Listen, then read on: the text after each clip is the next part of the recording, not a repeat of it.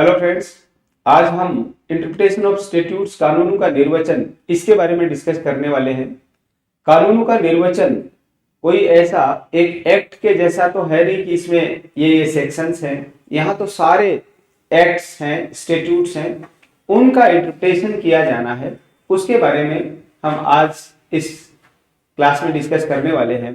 तो interpretation of statutes कानूनों के निर्वचन में क्लासिफिकेशन ऑफ स्टैट्यूट्स कानूनों का वर्गीकरण, ऐसे हम एक ओवरव्यू लें इसका मोटा मोटी, तो ये classification with reference to duration के आधार पे है, अवधि के संदर्भ में वर्गीकरण में। पहला है टेम्परेरी स्टैट्यूट्स, अस्थायी कानून, परमानेंट स्टैट्यूट्स, स्थायी कानून। उसके बाद में है classification with reference to method, ढंग के संदर्भ में वर्गीकरण। इसमें मैंडेटरी, इंपेरेटिव और ऑब्लिगेटरी स्टैट्यूट्स, आज्ञापक, आदेशात्मक, बाध्यकर कानून। और सेकंड है डायरेक्टरी, परमिसिव स्टैट्यूट्स, निर्देशात्मक और अनुमति बोधक कानून। उसके बाद में सी है classification with reference to object, उद्देश्य के संदर्भ में वर्गीकरण। इसमें क्लासिफिकेशन ऑफ स्टैट्यूट्स, तो इसमें उद्देश्य के संदर्भ में दे रखा है संहिताकारी कानून, कोडिफिकेशन या कंसोलिडेटिंग स्टैट्यूट, समेकनकारी कानून, डायरेक्टरी स्टैट्यूट्स, घोषणात्मक कानून, रेमेडियल उपचारिक कानून, अनेबलिंग समर्थकारी कानून, डिसेबलिंग स्टैट्यूट्स, निषेधकारी अथवा असमर्थकारी कानून, और पीनल स्टैट्यूट्स यानी दंड कानून। इन सब के बारे में अलग अलग जो स्टैट्यूट्स हैं, इनको इस कैटेगरी में ऐसे लेकर के हम डिस्कस कर सकते हैं। ये इसका एक प्रकार है। एट्थ है टैक्सिंग और फिस्कल स्टैट्यूट्स, कर कानून। और नाइन्थ है एक्सप्लेनेटरी स्टैट्यूट्स, व्याख्यात्मक कानून। और अमेंडिंग स्टैट्यूट्स, संशोधनकारी कानून। और 11th है रिपीलिंग स्टैट्यूट्स, निरसनकारी कानून। और 12 है क्यूरेटिव और वैलिडेटिंग स्टैट्यूट्स, आरोग्यकारी अथवा विधिमान्यकारी कानून।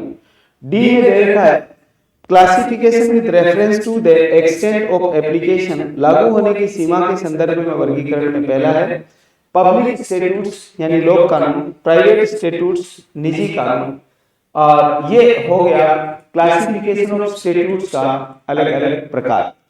क्लासिफिकेशन स्टैट्यूट्स का ए, ये क्लासिफिकेशन ऑफ स्टैट्यूट्स कानूनों का वर्गीकरण में इसका ए, बी, सी और ये डी, ये हमने डिस्कस किया। उसके बाद में general principles of interpretation, general principle of interpretation में पहला है लिटरल और ग्रामेटिकल इंटरप्रिटेशन, शाब्दिक और व्याकरणिक निर्वचन।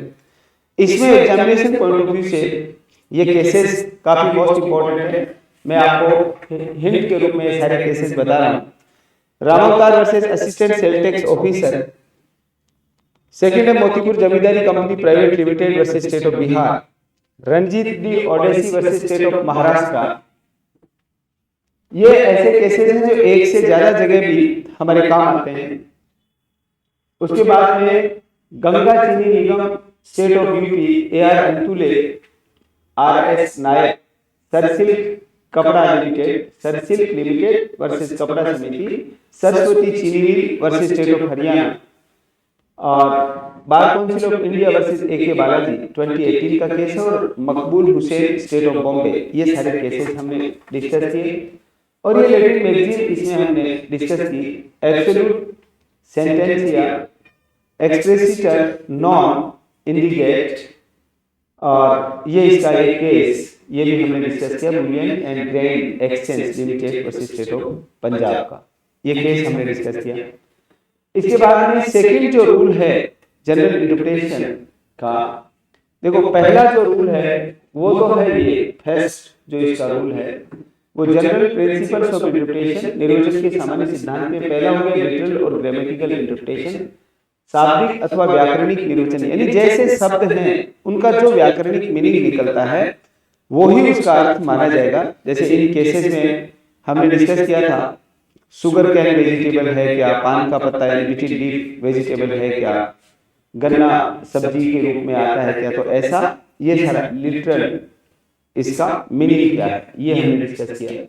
उसके बाद में मिस्टीफ रूल रिश्ती का नियम, इसमें ये केसेस हमने डिस्कस किए। आलमगीर स्टेट ऑफ बिहार, इसमें डिटेन करना, बैला फुसला कर ले जाना, ऐसा। Smith versus Hughes, Kanwar Singh Delhi administration जो अबेंडेंट आवारा के बारे में, वो रणजीत जी Udeshi state of Maharashtra obscenity के रिगार्डिंग, प्यारेलाल महादेवन रामचंद्र, कॉपी Sethi Subbarao alias Subrahmanyam versus state of Andhra Pradesh dowry के बारे में, before marriage, during marriage, after marriage.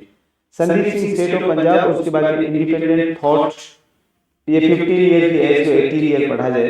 X versus principal secretary, ये अबॉर्शन वाला। प्रीति वर्सेस हरियाणा, 16 ईयर की कोई है, अपना भला बुरा जानती है, किसी के साथ जा सकती है, रह सकती है। मिस्टीफ रूल रिश्ती के लिए में को, मिस्टीफ रूल को हेडेंस रूल, पर्पजिव कंस्ट्रक्शन और बेनिफिशियल कंस्ट्रक्शन इस नाम से भी जाना जाता है। ये इसका एक केस मैकमिलन डेंट, ये भी, यानी ये हमारा सेकंड रूल है। इसके कुछ केसेस मैंने आपको ब्रीफ में बताए। उसके बाद में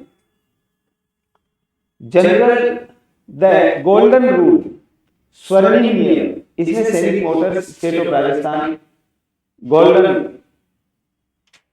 ये लॉर्ड रिचलडेल केस, ग्रे वर्सेस पियर्सन का, और Barbeton versus Loveland, Christopher Nagendra नाथ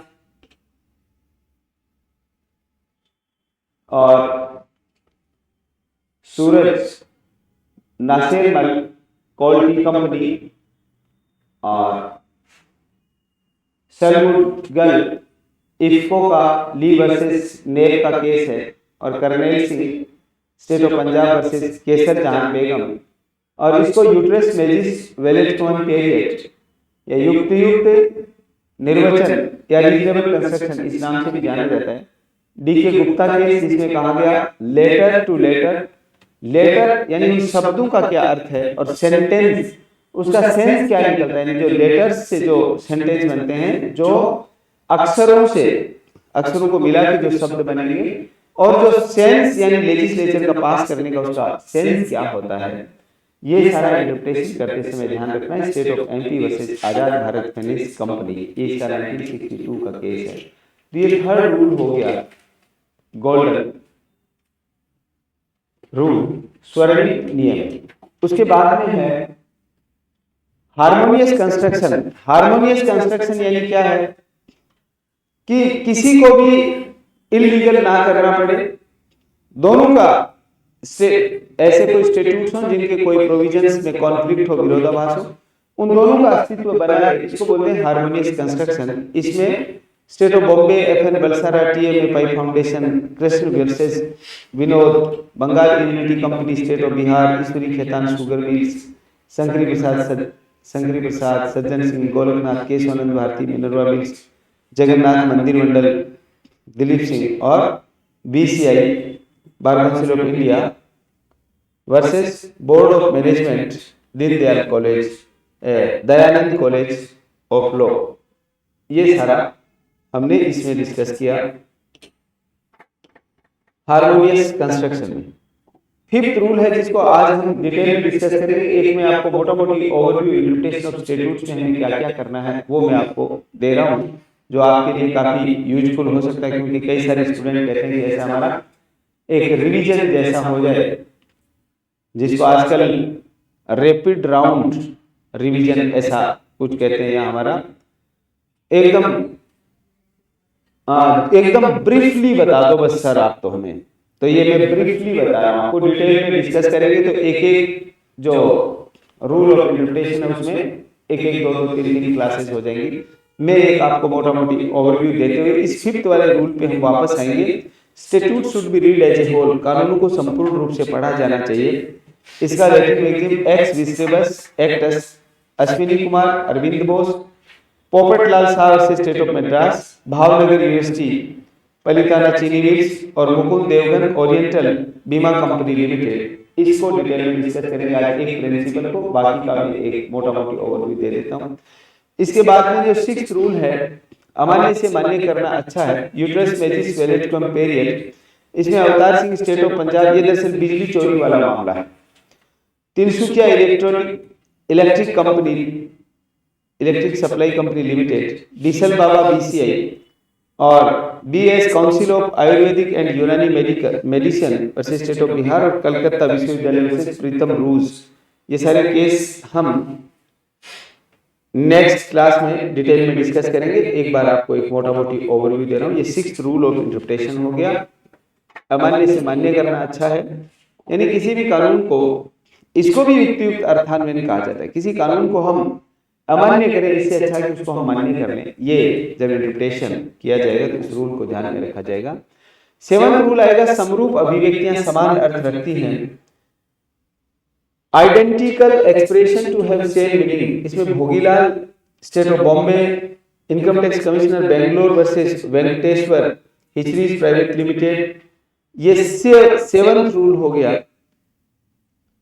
इसके बाद में 8th रूल है, सहचर्य ने किया थे नॉसिस्टे सोसाइस, इसमें वही again Alamgir state of Bihar, ले आना, ले जाना, बहला फुसला कर या डिटेन करना। Devendra M Surti state of Gujarat, K Janardhan Pillai union of India, Pradeep Agarbatti state of Punjab.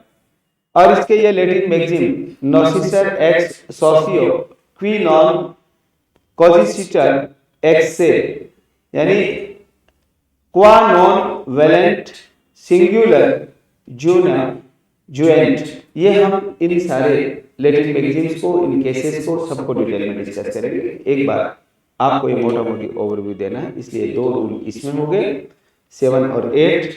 उसके बाद में 9th है इजस्टेम जनरली सहजातीय अर्थान्वयन। कई बार कोई शब्द होते हैं ना, एक जैसा मीनिंग लिए पर्यायवाची शब्द होते हैं, तो इसमें हम केस डिस्कस करने वाले हैं। लीलावती स्टेट ऑफ बॉम्बे, हमदर्द दवाखाना versus union of India, Vikram Singh union of India.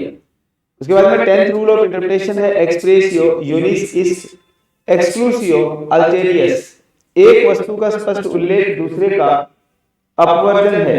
एक वस्तु का स्पष्ट उल्लेख करना दूसरे का अपवर्जन है। इसमें नंदिनी शतपथी वर्सेस पीएल दानी का केस, जो हम इंडियन कॉन्स्टिट्यूशन में डिस्कस करेंगे, इसमें जनरली वो केसेस हैं जो एक से ज्यादा जगह मल्टीपर्पज हैं।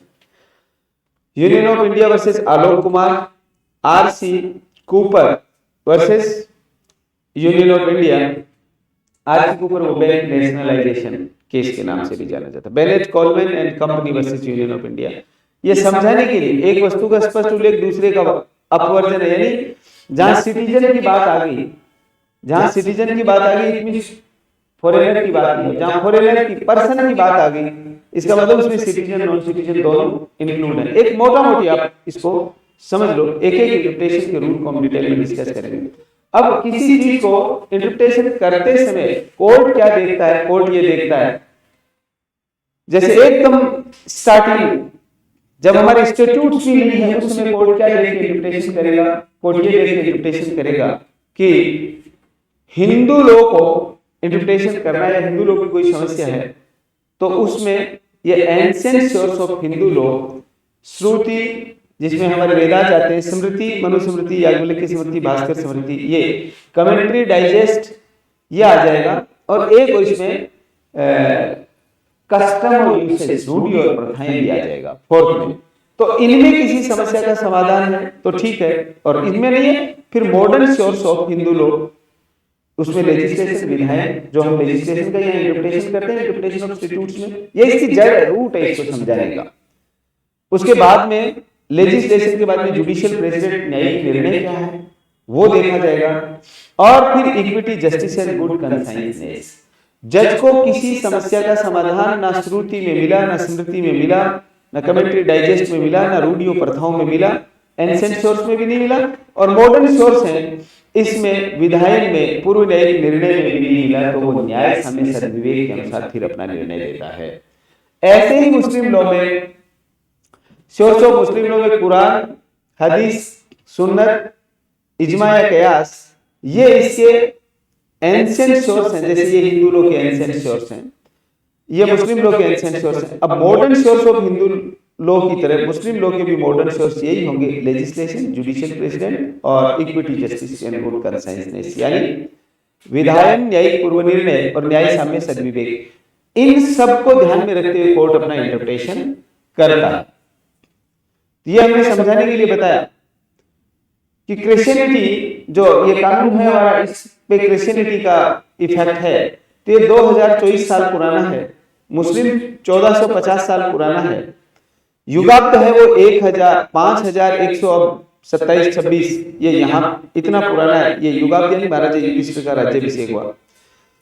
ये जो क्रिश्चियन लोग भारत में आए 1757 बैटल ऑफ प्लासी से, और मुस्लिम्स आए वो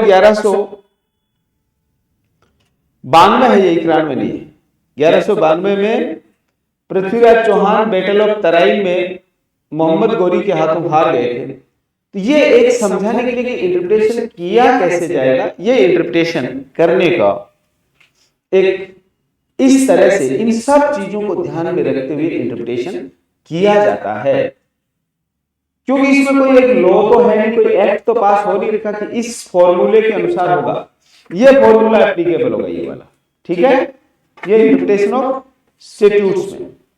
अब इसके बाद में 11th रूल है कॉन्टेम्परेनिया एक्सप्रेसियो इस फोर्टिसिमा इन लेगा, तत्कालीन व्याख्या सर्वोत्तम और प्रभावी होती है। यानी आज की सिचुएशन में जो चीज जितनी काम की है वो पहले की पुरानी व्याख्याएं हैं वो अप्रासंगिक हो जाएंगी, पहले के कोई निर्णय है जजमेंट है वो इररिलेवेंट हो जाएंगे। लेकिन आज के सेंस में कोई साइबर क्राइम के बारे में बोले तो इसका 150 साल पहले पीछे जाके देखते तो कोई मतलब नहीं, क्योंकि साइबर क्राइम थे ही। पोल्यूशन का देखें तो इतना पोल्यूशन नहीं था, इसलिए इसमें कहा गया कि तत्कालीन व्याख्या सर्वोत्तम और प्रभावी होती है। इसमें ये cases senior electric inspector Lakshmi Narayan का केस, गैलेक्सी स्मिथ ने इस फार्मास्यूटिकल्स कंपनी लिमिटेड का केस, पेप्सिको इंडिया का केस, ये सारे केसेस हम इस 11th रूल ऑफ इंटरप्रिटेशन में डिस्कस करने वाले हैं। उसके बाद में रूल ऑफ इंटरप्रिटेशन होता है बेनिफिशियल कंस्ट्रक्शन, हितप्रद अर्थान्वयन। इसको समझाने के लिए मैंने मैरिज से समझाया कि हिंदू मैरिज एक्ट 1955 का है। देखिए ये इसका मेल है और ये फीमेल है। मेल फीमेल समाज में रहे एक डिसिप्लिन में, तो मैरिज का कॉन्सेप्ट ये जो मैं आपको अक्सर समझाता हूँ, इसी में फिर बीच में मैरिज में एक लव मैरिज आ गया, और लव मैरिज के बाद में ये LGBTQI+ आ गया, ये नाता प्रथा ये तो बीच में रही रही। फिर लिव इन रिलेशनशिप आ गया, फिर ये लिविंग हट गया, फिर सिर्फ रिलेशनशिप आ गया, और अब इसका सिचुएशनशिप आ गया। तो ऐसे हितप्रद अर्थान्वयन, जिसको बेंथम कहता है ना, मैक्सिमम नंबर ऑफ पीपल का मैक्सिमम हैप्पीनेस होगा, या अधिकतम लोगों का अधिकतम हित होना चाहिए। जब इंटरप्रिटेशन करेंगे तो ये भी ध्यान में रखते हुए कोर्ट इंटरप्रिटेशन करता है कि इससे लोगों का क्या हित होने वाला है, क्या भला होने वाला है। ये डिटेल में सारी चीजें डिस्कस करेंगे। ये इसके केसेस हैं बेनिफिशियल कंस्ट्रक्शन के, मनोहर लाल स्टेट ऑफ पंजाब, नूर सबा खातून, महादेव लाल, कमला, कन्हई लाल, बलदेव सहाय, शीला बारसे, और भावनगर यूनिवर्सिटी का केस, और सुब्रमण्यन स्वामी और Tamil Nadu versus union of India, ये सारे केसेस हम एक एक करके डिस्कस करेंगे। उसके बाद में जब ये तो हमने देखा बेनिफिशियल कंस्ट्रक्शन में, ठीक है, लेकिन जो क्रिमिनल लॉ है उनका स्ट्रिक्ट इंटरप्रिटेशन करना पड़ेगा, और टैक्स वाले हैं उनका भी स्ट्रिक्ट इंटरप्रिटेशन, क्योंकि दंड कानूनों को हम ये भी हो सकता है ये भी हो सकता है ऐसा नहीं कर सकते, बिल्कुल स्ट्रिक्ट इंटरप्रिटेशन। तो इसमें देखा स्ट्रिक्ट कंस्ट्रक्शन और पीनल स्टैट्यूट। देखो इंटरप्रिटेशन ऑफ स्टैट्यूट्स में दो वर्ड आएंगे, एक इंटरप्रिटेशन यानी उनके वर्ड का जो मीनिंग है वो मीनिंग, जिसको लिटरल और ग्रामेटिकल इंटरप्रिटेशन हम देखते हैं। कंस्ट्रक्शन यानी है उसको एक्ट को पास करने के पीछे लेजिस्लेशन का इंटेंशन क्या था, विधायिका का क्या आशय था, इसलिए यहाँ कंस्ट्रक्शन वर्ड आया है। जहां सिर्फ वर्ड का मीनिंग है इंटरप्रिटेशन, जहां विधायिका का आशय भी देखा जा रहा है कंस्ट्रक्शन। तो हमारे ये दोनों ही वर्ड इंटरप्रिटेशन ऑफ स्टैट्यूट्स में आते हैं। तो इसमें कानूनों का या दंड कानूनों का कठोर अर्थान्वयन, इसमें कुछ केसेस हम डिस्कस करेंगे। केदारनाथ स्टेट ऑफ वेस्ट बंगाल को, और Chinubhai state of Bombay, Ratanlal state of Punjab, Ranjit D Udeshi, Mubarak Ali state of Punjab versus Ram Singh, Sakshi versus union of India, Ashok Kumar state of Haryana, Sukhdev Singh और दशरथ ये Roop Singh Rathore versus state of Maharashtra, और Subramanian Swamy versus union of India, ये सारे cases strict construction of penal statutes, इसमें हम डिटेल में डिस्कस करेंगे।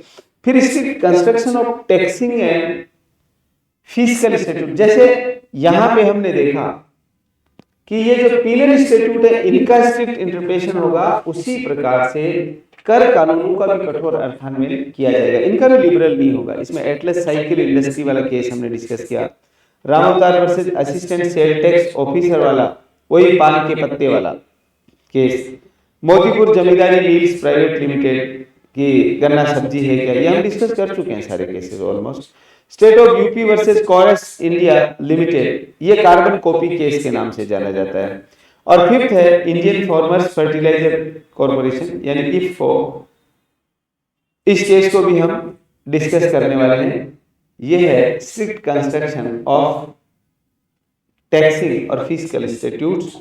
उसके बाद में इंटरप्रिटेशन ऑफ स्टैट्यूट्स में इन पेरीमेटेरिया, पेरीमेटेरिया यानी ये सारी चीजें एग्जाम में आई हुई हैं, आने की पूरी संभावना है। ये पेरीमेटेरिया भी पिछली बार ही पूछा गया, ऑलमोस्ट चीजें पूछी गई इसमें से, ऑलमोस्ट इसमें से जो भी 2-3 क्वेश्चन आते हैं वो बड़े आसानी से हो जाएंगे अगर आप इनको ठीक तरह से पढ़ लेंगे तो। साम्य विषय वस्तु के कानूनों का निर्वचन में हमने लीलावती बाई का केस डिस्कस किया, हमने अवतार सिंह स्टेट ऑफ पंजाब वही बिजली चोरी वाला मामला डिस्कस किया, और ग्रेव्स टॉफील्ड का केस और SP industries company electricity inspector इसका केस डिस्कस किया। तो ये हमारा स्ट्रिक्ट इंटरप्रिटेशन जो हम कर रहे हैं, कठोर अर्थान्वयन कर रहे हैं, उसमें एक तो इनका पीनल स्टैट्यूट्स का दंड या जो दंड कानून है उनका, यानी पीनल स्टैट्यूट्स का स्ट्रिक्ट इंटरप्रिटेशन कर रहे हैं, एक हम टैक्सिंग और फिस्कल स्टैट्यूट्स हैं उनका स्ट्रिक्ट इंटरप्रिटेशन कर रहे हैं। उसके बाद में यही बात आ जाएगी जो मैं आपको अभी उधर दिखा रहा था उस डायग्राम में, हिंदू लॉ मुस्लिम लॉ वो एग्जांपल से। यहाँ पे इंटरप्रिटेशन ऑफ स्टैट्यूट्स इन पेरीमेटेरिया यानी साम्य विषय वस्तु कानूनों का निर्वचन, जहां ना तो किसी प्रॉब्लम का सॉल्यूशन वेदों में है, ना स्मृति में है, ना किसी उपनिषद या महाकाव्य काल में नहीं है, तो एंशिएंट सोर्स में भी नहीं है, मॉडर्न सोर्स में भी नहीं है। तो फिर जज क्या करता है, उनका इक्विटी जस्टिस एंड गुड कंसाइंसनेस के आधार पर निर्णय देता है। तो इसमें कुछ केसेस हैं साम्य या पेरीमेटेरिया में, ललिताबाई अवतार सिंह ये मैंने आपको बता दिया, ग्रेव्स टॉफील्ड का, एसपी इंडस्ट्रीज का, ये केसेस हम सारे डिस्कस करने वाले हैं। इसमें इसके बाद में आता है कि ये जो जैसे अभी हम स्टार्टिंग में डिस्कस कर रहे थे क्लासिफिकेशन ऑफ स्टैट्यूट्स, उसी तरह से यहाँ पे भी एक पूरा चैप्टर है जिसको हम डिस्कस करने वाले हैं। अमेंडिंग, कोडिफाइंग एंड कंसोलिडेटिंग, संशोधनकारी, समेकनकारी और संहिताकारी कानून।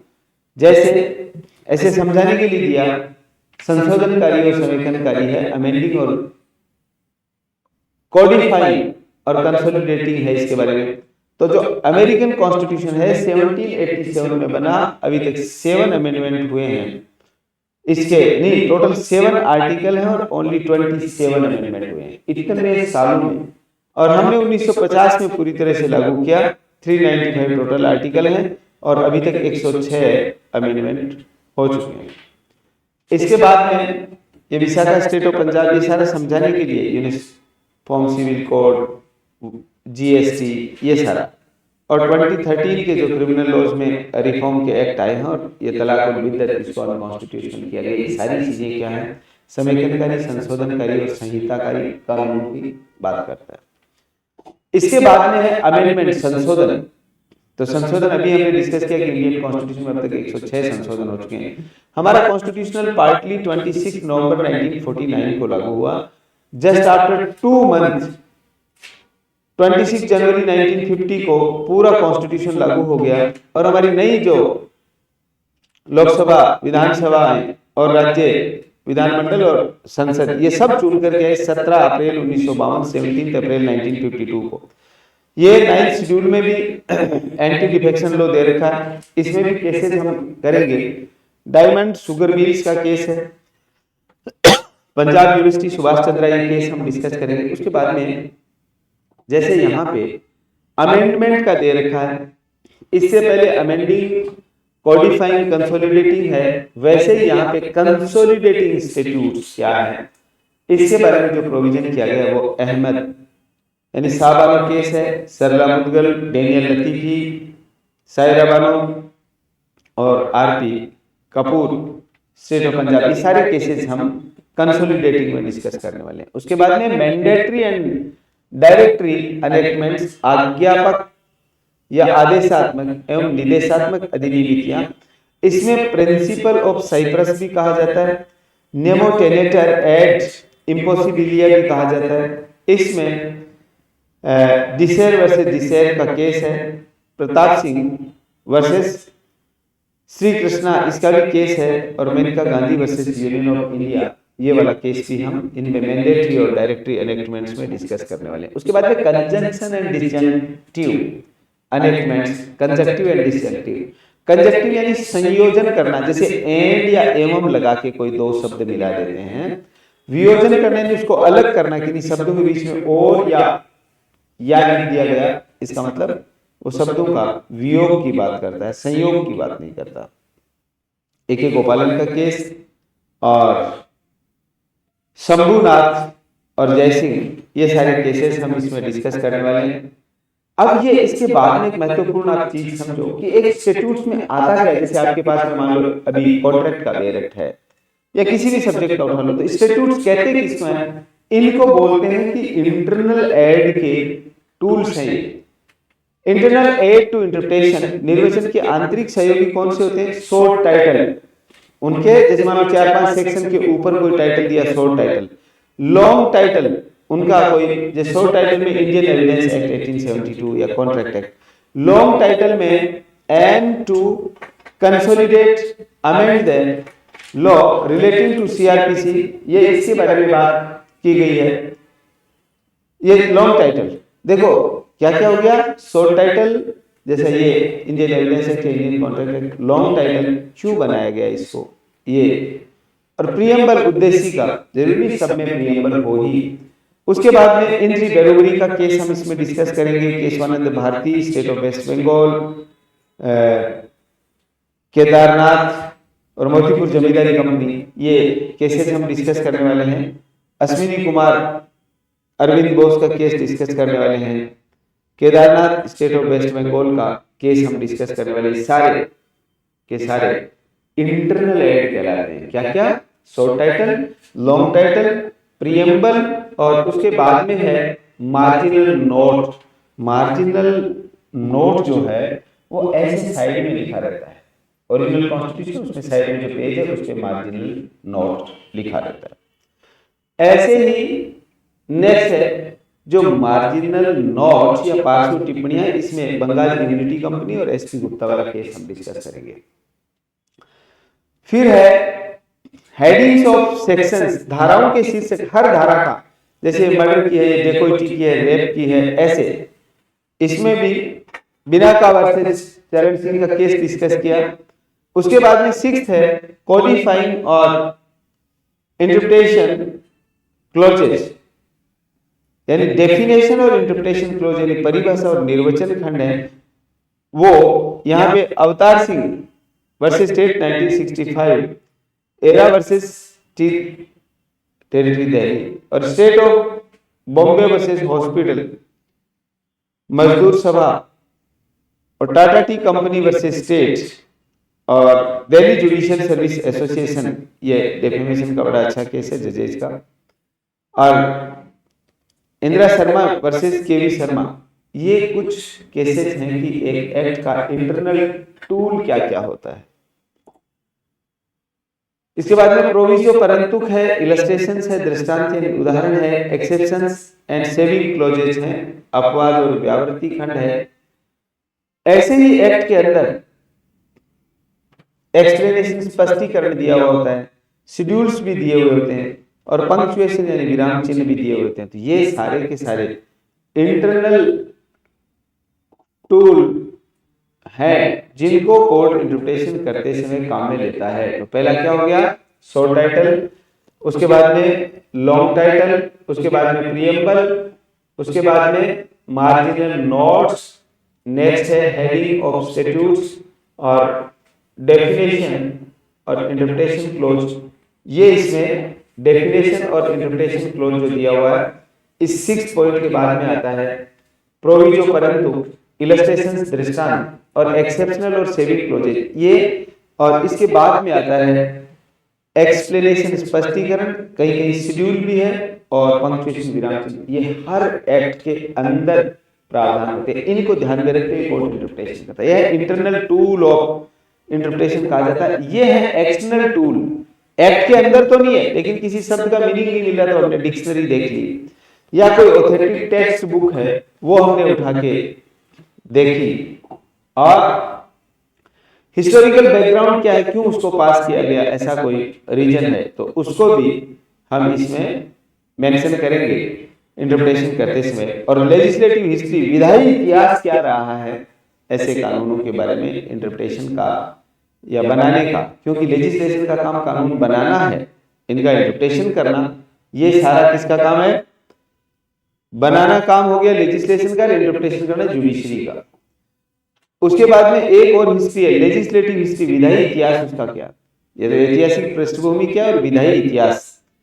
जैसे अंग्रेज लोग पहले 1909 का एक्ट लाए, फिर 1919 का लाए, ऐसे करते करते फिर 1935 1947 ये सारे लाए, तो ये विधायी इतिहास उसके पीछे क्या रहा है। उसके बाद में हम प्रिजम्पशन रिगार्डिंग ज्यूरिसडिक्शन, अधिकारिता के संबंध में उपधारणाएं, उसमें हम ये सारे केसेस जो आपको स्क्रीन पे दिखाई दे रहे हैं ये हम डिस्कस करने वाले हैं। और presumption against extra territorial operation of statute, यानी जो कानून है उनके बारे में एक्स्ट्रा टेरिटोरियल ऑपरेशन है उसमें ये केसेस डिस्कस करेंगे। ये एक्सटर्नल टूल में आता है। Presumption against statutes affecting the state, जो राज्य को प्रभावित करने वाले हैं उनका इंटरप्रिटेशन कैसे किया जाएगा उन स्टैट्यूट्स का। और उसके बाद में है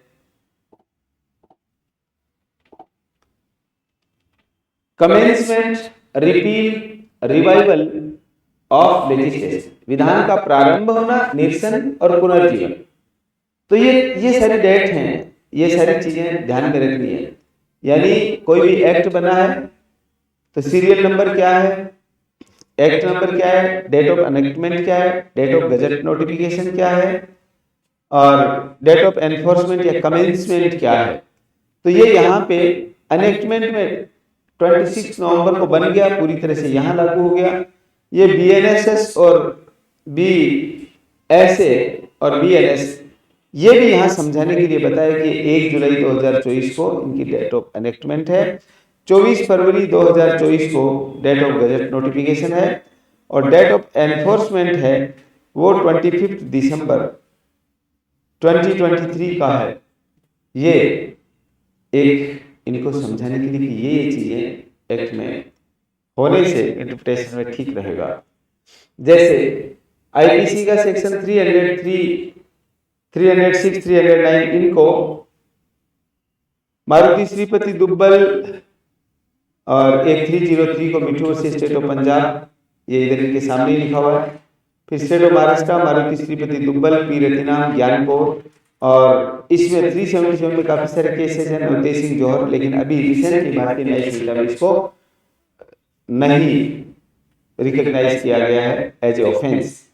तो इस पे भी सुप्रीम कोर्ट ने गवर्नमेंट को लिखा कि इस पे लॉ बनाया जाए। 497 हो गया इसका एडल्ट्री का, और 124A एससी बॉम्बार्डकर 2022 का केस है, बहुत ही पॉपुलर केस है एससी बॉम्बार्डकर वाला, ये भी हम डिटेल में डिस्कस करने वाले हैं। ये कॉन्स्टिट्यूशन के ये आर्टिकल हैं 124A B C, इनको एससी बॉम्बार्डकर से ये जो 124A है इसको होल्ड कर दिया गया था। और इसके बाद में आर्टिकल 395 ये रिपील की बात करता है। यहाँ पे यही सारी चीजें देखिए, commencement, repeal and revival of legislation, विधान का प्रारंभ, निरसन और पुनर्जीवन, ये हम डिटेल में डिस्कस करेंगे इन सब के बारे में। उसके बाद में कमेंसमेंट ऑफ लेजिस्लेशन, विधान का प्रारंभ होना, तो प्रारंभ होने की वो डेट जो हमने एनेक्टमेंट, गजट नोटिफिकेशन, एनफोर्समेंट या कमेंसमेंट, ये सारी चीजें हम डिस्कस करने वाले हैं। उसके बाद में रेट्रोस्पेक्टिव ऑपरेशन ऑफ स्टैट्यूट्स, कानूनों का भूतलक्षी प्रभाव, यानी आज की डेट में कोई कानून बना है तो आज से ही लागू होगा, बैक डेट में उसको लागू नहीं कर सकते। और भविष्य लक्षी होगा, भूतलक्षी नहीं, यानी वो भूतलक्षी प्रभाव नहीं दिया जाएगा। आज से है तो आज की तारीख से चालू हो जाएगा, होगा। ये इसमें कुछ केसेस दे रखे हैं। आर्टिकल 20 का क्लोज 1 एक्स पोस्ट फैक्टो कार्यतर विधियां, और नोवा कॉन्स्टिट्यूशियो फिटेरिस फॉर्मम और इम्पोरेनर डेलिट नॉन प्रेक्टेरिटाइज, ये और ये लैटिन मैगजीन में कुछ मैगजीन्स ऑफ इंटरप्रिटेशन, निर्वचन के सूत्र क्या क्या है, तो इंटरप्रिटेशन ऑफ द कॉन्स्टिट्यूशन, संविधान का निर्वचन, इन सब चीजों को हम किस में रेट्रोस्पेक्टिव है, किस में प्रोस्पेक्टिव है, इन सब के बारे में हम डिटेल में डिस्कस करने वाले हैं। उसके बाद में मैक्सिमम जो मैगजीन्स ऑफ इंटरप्रिटेशन है, इंटरप्रिटेशन ऑफ द कॉन्स्टिट्यूशन, संविधान का निर्वचन, तो जैसे लिखा we the people of India, हम भारत के लोग, तो रियल में जो शक्ति का स्रोत है वो तो 150 करोड़ भारतीय ही मिल करके हैं। तो ऐसा इंटरप्रिटेशन ऑफ द कॉन्स्टिट्यूशन, संविधान का निर्वचन, और बाकी कोई एक्ट हो उसका निर्वचन, ये सारे हम डिटेल में डिस्कस करने वाले हैं। इसके बाद में आज हमारा, मैंने आपको कहा था कि एक रूल इसका हम पढ़ेंगे, वो एक रूल आज डिस्कस कर लेते हैं। ये कानून को संपूर्ण रूप से पढ़ा जाना चाहिए। ये मैंने एक आपको मोटा मोटी ओवरव्यू दे दिया, इंटरप्रिटेशन ऑफ स्टैट्यूट्स, कानूनों के निर्वचन में क्या आता है। उसमें से एक rule, statute should be read as a whole, कानूनों को या कानून को संपूर्ण रूप से पढ़ा जाना चाहिए। एक्स विस्ट्रिबस एक्टस और अश्विनी कुमार अरविंद बोस, यहां से आप एक एक केस लो, समझते चलो, देखते चलो। और इसकी लैटिन मैगजीन जो मैंने अभी बताई है आपको दिखाई दे रही है, ये सारी एग्जामिनेशन पॉइंट ऑफ से बहुत बहुत काम की लैटिन मैगजीन्स हैं। अश्विनी कुमार वर्सेस अरविंद बोस का जो केस है, इस केस में पहले कलकत्ता उच्च न्यायालय और उसके बाद में उच्चतम न्यायालय यानी सुप्रीम कोर्ट, इसमें कहा गया कि अपने पक्ष में निष्पादित प्राधिकारी का समुचित आधार दाखिल किया, और इस आधार पर उच्च न्यायालय नियम और मूल शाखा आदेश के अंतर्गत एक अधिवक्ता को केवल कार्य करने की शक्ति है पैरवी के लिए, यानी वो अपना कार्य करे अच्छे से, और उसे समुचित आधार पर लौटा दिया गया। उसने ये तर्क दिया कि उच्चतम न्यायालय में एडवोकेट होने के कारण स्वयं ही कार्रवाई करने और बगैर अटॉर्नी की सहायता से पैरवी करने का अधिकार है। तो सुप्रीम कोर्ट ने कहा, बहुमत का निर्णय था कि अल्पमत में एक न्यायाधीश ने निर्णय दिया, और विधायिका के सत्य आशय को जानने के लिए आवश्यक है कि किसी उपबंध के निर्बंधन कानून के सभी भाग एक साथ पढ़े जाएं। यानी अश्विनी वाले में ये कह दिया कि आप सिर्फ इतनी सी बात का इंटरप्रिटेशन करोगे कि वो एडवोकेट है, वो मामले की पैरवी नहीं करेगा, उसका वो मीनिंग भाव बता देगा, इतने से काम नहीं चलेगा, पूरा एक्ट पढ़िए। इसमें ऐसा क्यों कहा गया है, इसको देखिए, पूरा पढ़ना है। एक लाइन पढ़ ली, उसका ये मीनिंग निकाल दिया, वो नहीं चलेगा।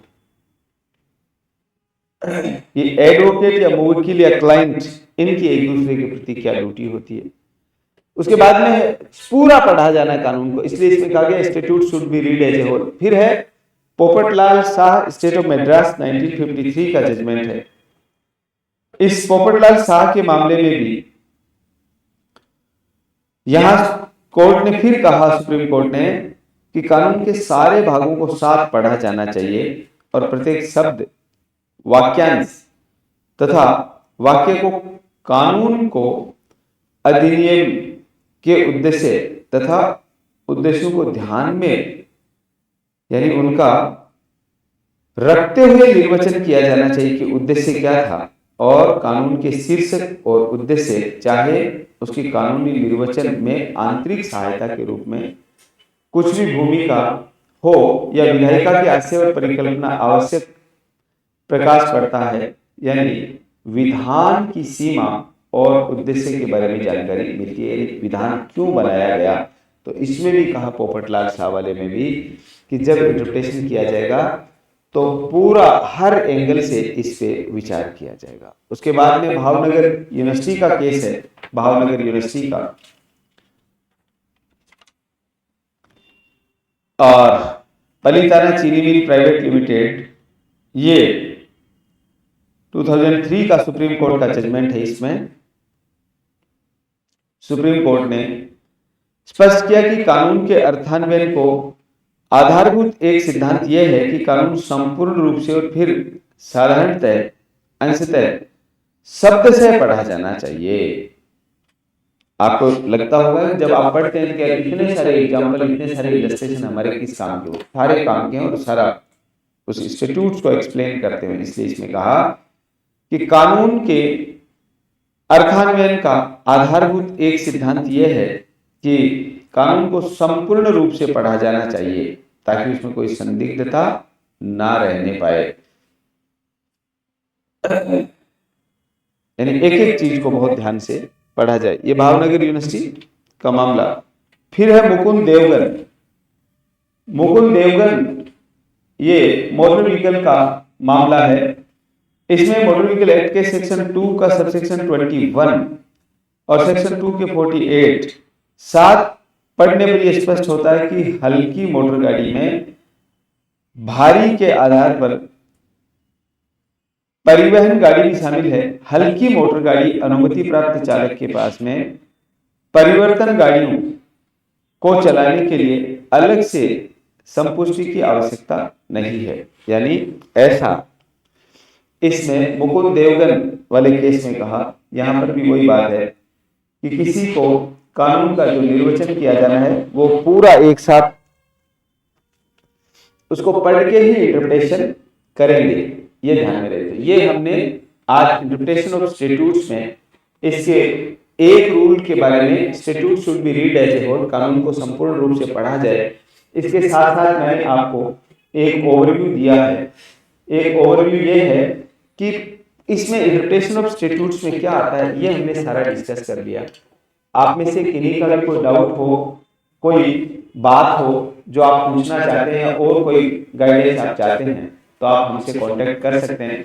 Interpretation of statutes her exam के लिए मोस्ट इंपॉर्टेंट है। इसमें लैटिन मैगजीन्स भी आ जाती हैं, जजमेंट भी आ जाते हैं और दो तीन क्वेश्चन हर एग्जाम में बन जाता है। ये मैंने मोटा मोटी ओवरव्यू दिया। फिर भी आप में से किसी को और कोई गाइडेंस या डिटेल में आपको पढ़ना हो तो आप संपर्क कर सकते हैं। नमस्कार।